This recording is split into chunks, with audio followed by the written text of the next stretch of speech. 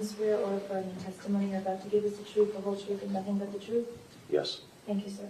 You can have a seat. And when you're seated, please tell us your full name. Anthony Vincent Montalto, Montalto. Good afternoon, Mr. Montalto.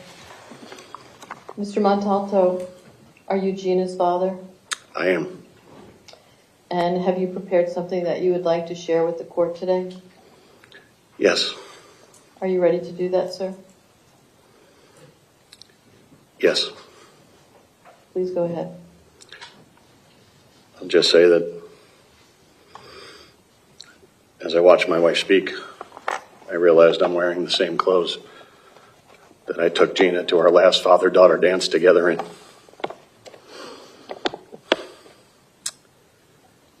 Gina Rose Montalto was my firstborn child. Her arrival added a new and exciting dimension to our lives. She came into this world with her eyes wide open, eager for the challenges before her. Her infectious smile was there from the start and brightened any room she entered, a quality she retained throughout her amazing life.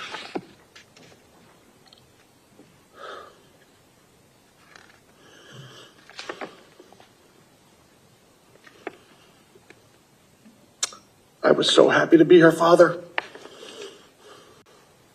She was beautiful and a gift from God as He chose to bless our family. Life without Gina is nearly unbearable. The pain I feel every day since she was murdered is unimaginable.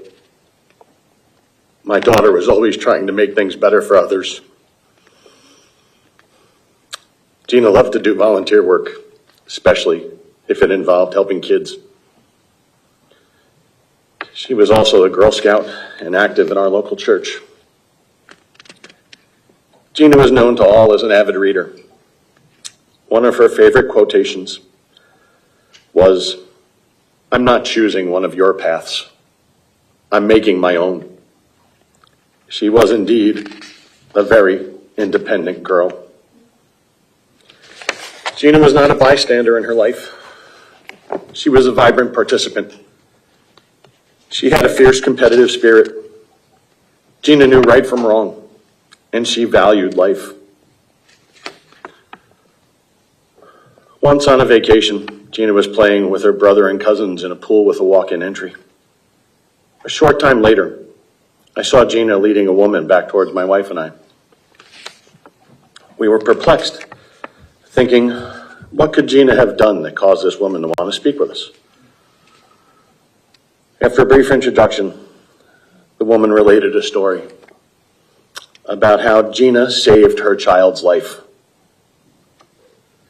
The child, who was only 2 and couldn't swim, had wandered into the shallows where Gina was playing. He fell into the water where he couldn't stand. Without missing a beat, Gina recognized his distress, picked him up, and returned him to shore as his parents rushed forward. The boy's mother was impressed by our 10-year-old daughter's quick thinking and her decisive action to rescue her son. She also wanted to buy Gina something to recognize her good deed.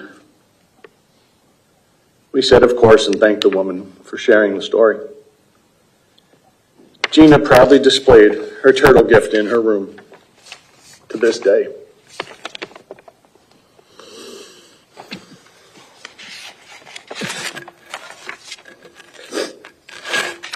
Gina was a lifesaver. She was kind, compassionate, and caring. Those are just a few of the qualities that made her so special. The pain I feel is magnified as I look at my wife and see her struggle without Gina.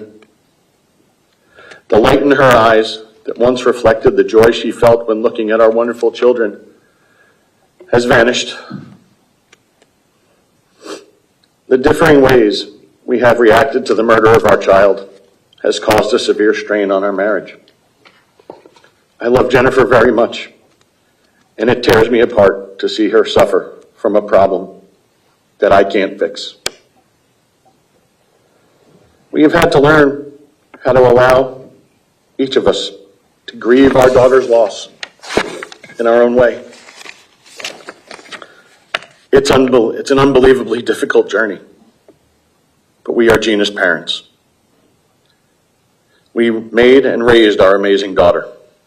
We will find a way forward, together, just as Gina would want us to do.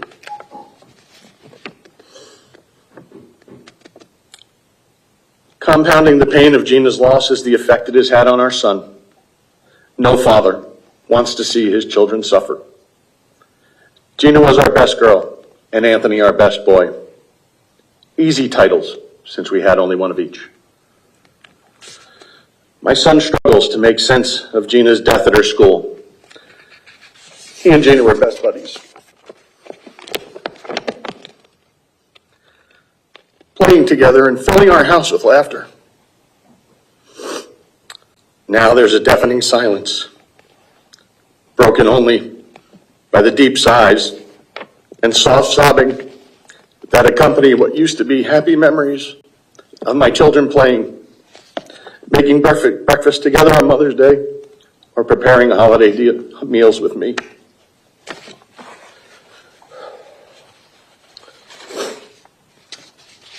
That last line reminds me of one of my favorite Gina stories. When she was about 9 years old, one of my friends tried to get her to give him the secret ingredient that made her dad's barbecue ribs so special.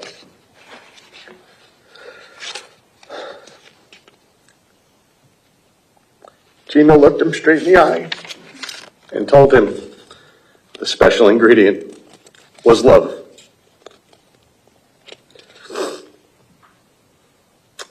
After her murder, I received some lovely notes written to our daughter by her friends and fellow students.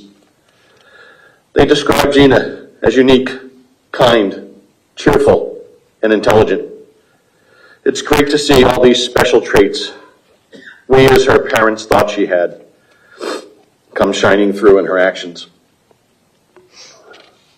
My ability to work and provide for my family has been severely diminished because of our daughter's murder.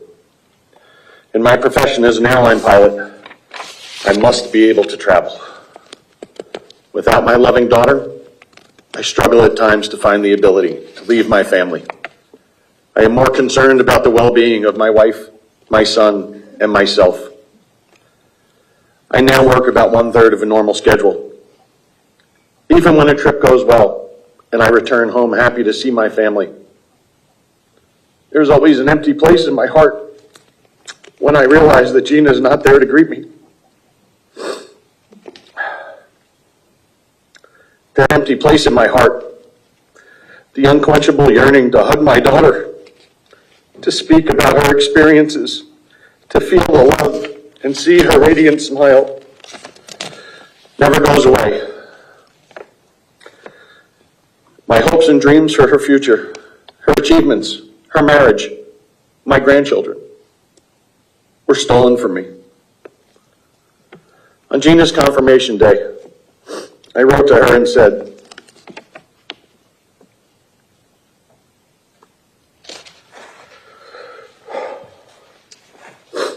Gina Rose, you are the best girl a dad could ask for. You're fun to be around, whether we are sharing a quiet moment, watching a TV show, cheering for our star-crossed New York Jets, or laughing as I struggle to stand up on a paddleboard. Thank you for being so wonderful.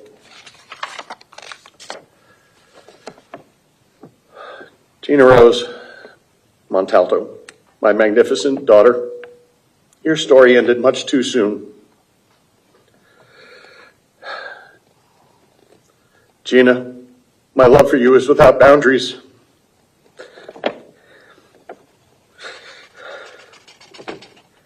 And it will never end.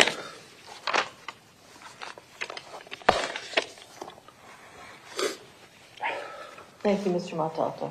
Thank you.